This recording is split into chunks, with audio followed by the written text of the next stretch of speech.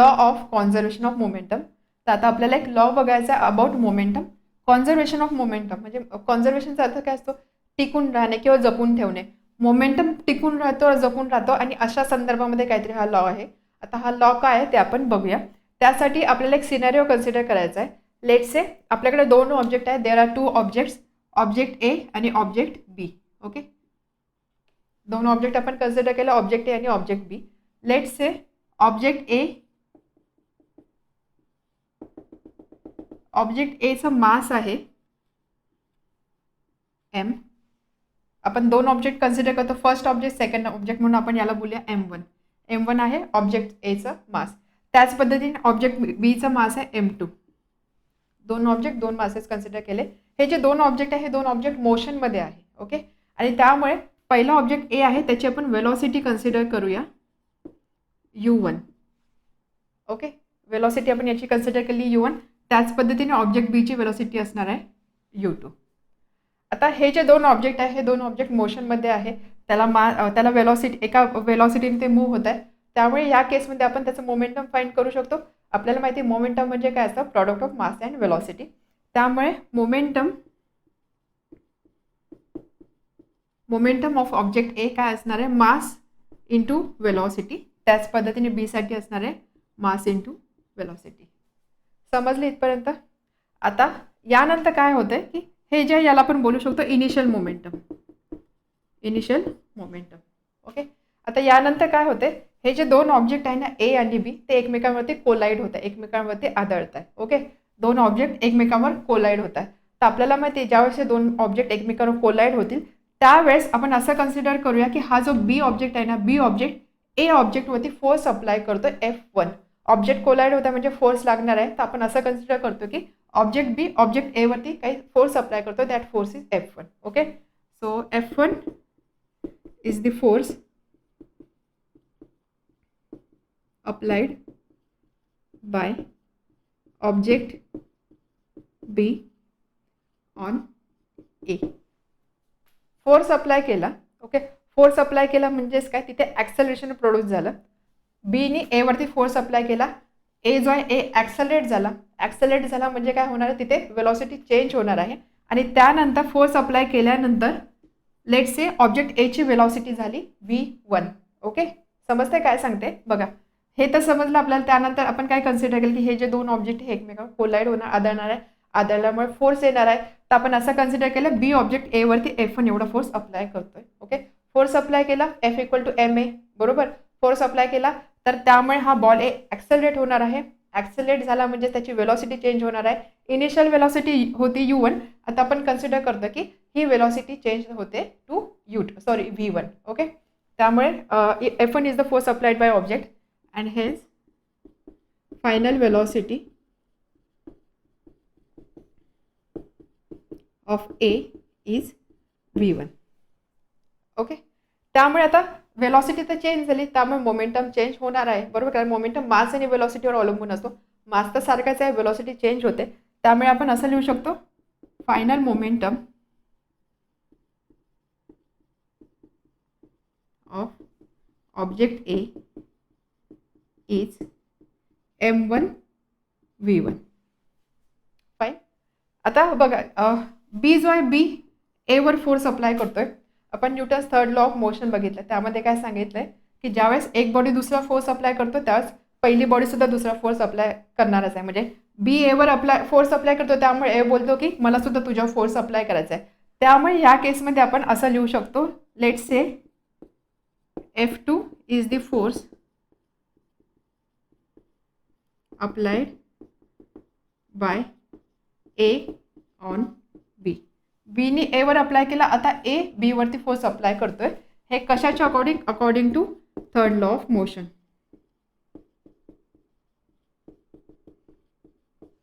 ठीक आहे, action reaction forces पेअरमध्ये असतात. हा याच्यावर फोर्स अप्लाय करतो म्हणून हा बोलतो मला सुद्धा तुझ्या फोर्स अप्लाय करायचा. हे फोर्सेस इक्वल व्हॅल्यूचे असतात बट ऑपोजिट डिरेक्शनमध्ये असते, हे आपल्याला माहिती. त्यामुळे आपण असं लिहू शकतो F2 is the force applied by A on B.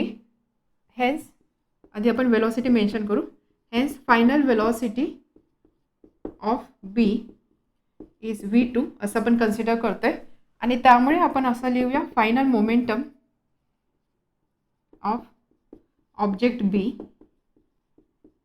Is mass into velocity m2 into v2. Okay, समजलं इथपर्यंत.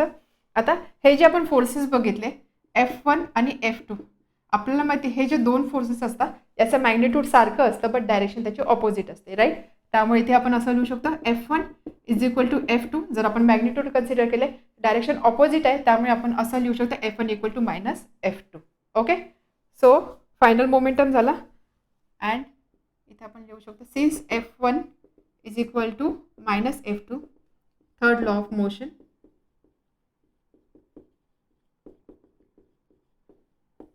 अँड देअरफॉर आपल्याला माहिती आहे एफ म्हणजे काय, फोर्स काय असतो, force equal to mass into acceleration according to second law. And therefore m1a1 is equal to minus m2a2. Second law of motion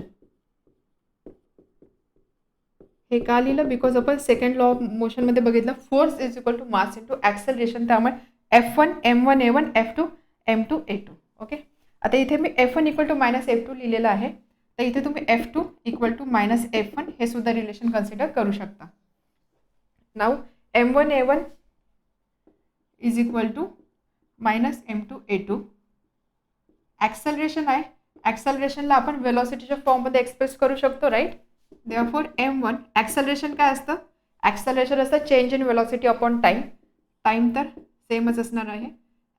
change in velocity म्हणजे final velocity minus initial velocity for first object is equal to minus m2 change in velocity final velocity minus initial velocity for second object.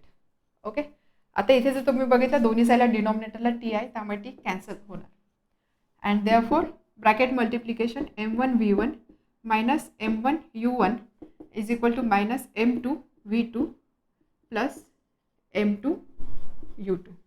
Okay, and therefore m1 v1 plus m2 v2 काय करते मी, ही term इकडे पाठवली is equal to, आणि ही term या साईडला पाठवली m1 u1 plus m2 u2.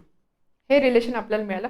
आता हे जे रिलेशन आहे हे रिलेशन तुम्ही बघितलं मोमेंटम मोमेंटम मोमेंटम मोमेंटम, यामध्ये m1 v1 m2 v2 हे काय आहे, फायनल मोमेंटम. v असेल, v म्हणजे फायनल वेलॉसिटी त्यामुळे असणार final momentum. Final momentum for object 1, final momentum for object 1 plus final momentum for object 2 is equal to u आहे म्हणजे इनिशियल वेलॉसिटी म्हणजे initial momentum. So initial momentum for object 1 and initial momentum for object 2. So थोडक्यात काय आपल्याला हे जे relation मिळाले याचा अर्थ काय, फायनल जे टोटल फायनल मोमेंटम आहे ते total final momentum is equal to total initial momentum. Okay, इथे आपण असं लिहू शकतो therefore total final momentum is equal to total initial momentum. So total final is equal to total initial momentum म्हणजेच काय, जे हे बघा इथे नीट समजून घ्या, प्रत्येक दोन बॉडी होत्या, प्रत्येक बॉडीचं इनिशियल मोमेंटम वेगळं होतं, फायनल मोमेंटम वेगळं होतं. तर इन द एंड ज्यावेळेस दोन ऑब्जेक्ट एकमेकांवरती कोलाईड होता त्यानंतर एंडला जर आपण मोमेंटमचं रिलेशन बघितलं तर आपल्या असं लक्षात येतं की जो टोटल मोमेंटम आहे ना टोटल मोमेंट आहे तसाच राहिलेला आहे, कारण इनिशियल मोमेंटम जेवढा होता दोन बॉडीचा मिळून एकत्र जो इफेक्ट होता इनिशियल मोमेंटम, तो मोमेंटम त्या मोमेंटमची व्हॅल्यू फायनल मोमेंटम एवढीच आहे. म्हणजे जो टोटल इफेक्ट होता दोन बॉडीचा कोलिजनच्या आधी जो मोमेंटम होता तो मोमेंटम आणि कोलिजन नंतर जो मोमेंटम आहे त्याची व्हॅल्यू सारखी असणार आहे. सो थोडक्यात काय मोमेंटम आहे, मोमेंटम हा कॉन्झर्व झालेला आहे, मोमेंटम होता तसाच आता आहे. समजते. सो मॅग्निट्यूड मोमेंटमचा जो मॅग्निट्यूड आहे मोमेंटमचा मॅग्निट्यूड होता तोच आता राहिलेला आहे. याचा अर्थ काय, सपोज ज्या दोन बॉडी आपण कन्सिडर केल्या तर त्यामध्ये पहिल्या बॉडीचा लेटचे मोमेंटम होता 100, दुसऱ्या बॉडीचा होता 200. जस्ट एक्झाम्पल घेते मी. ओके, पहिल्या बॉडीचं मोमेंटम होता 100, दुसऱ्या बॉडीचा होता 200. त्यानंतर दोन बॉडी कोलाईड झाल्या, कोलिजन नंतर हा जो मोमेंटम आहे ना ही व्हॅल्यू किती आहे 300. टोटल इनिशियल मोमेंटम किती आहे 300. कोलिजन नंतर काय होणार आहे, ही जी व्हॅल्यू आहे ही व्हॅल्यू 300च राहणार आहे. तर यामध्ये असं होऊ शकतं की ही 100 जो आहे ना त्याचं 150 होईल आणि त्यानंतर 200 आहे त्याचा 150 होईल. ह्या व्हॅल्यू चेंज होणार, इंडिव्हिज्युअल मोमेंटम चेंज होणार आहे, बट टोटल इफेक्टिव्ह मोमेंटम जो आहे तो आधी जेवढा होता तेवढाच इथे राहणार आहे. त्यामुळे आपण काय बोलू शकतो, law of conservation of momentum काय सांगतो, ज्या वेळेस दोन बॉडी कोलाइड होता किंवा इंटरॅक्ट होता त्यावेळेस जर एखादा एक्सटर्नल फोर्स त्यावर ऍक्ट होत नसेल, म्हणजे बाहेरून एखादा फोर्स त्यावर ऍक्ट होत नसेल, तर त्या केसमध्ये त्या दोन बॉडी ज्या आहेत त्यांचं इनिशियल मोमेंटम आणि फायनल मोमेंटम नेहमी सारखं असतं, किंवा आपण असं बोलू शकतो मोमेंटम त्यांचं टोटल जे मोमेंटम आहे ते टोटल मोमेंटम कॉन्स्टंट राहणार असतं, प्रोव्हाइडेड त्यावरती बाहेरून एखादा एक्सटर्नल फोर्स काम करत नाहीये. क्लिअर आहे मोमेंटम. आणि असं नाही की हे जे मोमेंटम हे फक्त दोन बॉडीसाठीच अप्लिकेबल आहे, नाही, इथे नंबर ऑफ बॉडीज, 3 बॉडी असतील, 4 बॉडी असतील, किती जरी बॉडीज असतील किंवा किती जरी ऑब्जेक्ट असले तरी सुद्धा law of conservation of momentum तिथे ॲप्लिकेबल असतो. त्या केसमध्ये काय करायचं, लेट सपोज तुमच्याकडे 4 ऑब्जेक्ट्स दिलेले आहे, तर या केसमध्ये M1 U1 plus M2 U2 plus M3 U3 plus M4 U4 म्हणजे चारही बॉडीचा initial momentum is equal to M1 V1 plus M2 V2 plus M3 V3 plus M4 V4 म्हणजे फायनल मोमेंट इनिशियल मोमेंटमची sum is equal to final मोमेंटमची sum. Total magnitude जे आहे ते magnitude नेहमी सारखं राहणार असतं. हा लॉ फक्त दोन बॉडी नाही, दोनपेक्षा जास्त जरी बॉडीज असतील, दोनपेक्षा जास्त जरी ऑब्जेक्ट असतील तरी सुद्धा ॲप्लिकेबल असतो. समजलं. तर लॉ ऑफ कॉन्झर्वेशन ऑफ मोमेंटमचे स्टेटमेंट काय आहे, if there is no external force is acting on two interacting body, दोन बॉडी इंटरॅक्ट होत आहे त्याच्यावरती जर एखादा एक्सटर्नल फोर्स अप्लाय होत नसेल, then in that case total momentum of the body is conserve. Total momentum जे असतं बॉडीचं ते कॉन्झर्व राहतं किंवा कॉन्स्टंट राहतं. Momentum does not change, momentum change होत नाही. ओके, ही आहे त्याची statement. And no external force acts on two interacting body, ज्यावेळेस दोन बॉडी इंटरॅक्ट होत आहे, म्हणजे दोन बॉडी फॉर एक्झाम्पल आपल्या केसमध्ये कोलाइड होत आहे, त्या केसमध्ये जर कोणताच बाहेरून एक्सटर्नल फोर्स ॲक्ट होत नाही, एक्सटर्नल फोर्स ॲक्ट होत नाही आहे, then there total momentum remains constant. त्यामुळे त्याच्या दोन बॉडी आहेत त्याचा जो मोमेंटम असतो टोटल मोमेंटम, इथे इम्पॉर्टंट शब्द काय आहे, total. Okay, total momentum of body remains constant. त्या बॉडीचा जो टोटल मोमेंटम असतो तो कॉन्स्टंट राहतो, इट डझंट चेंज, तो चेंज होत नाही. ओके, इम्पॉर्टंट आहे टोटल मोमेंटम.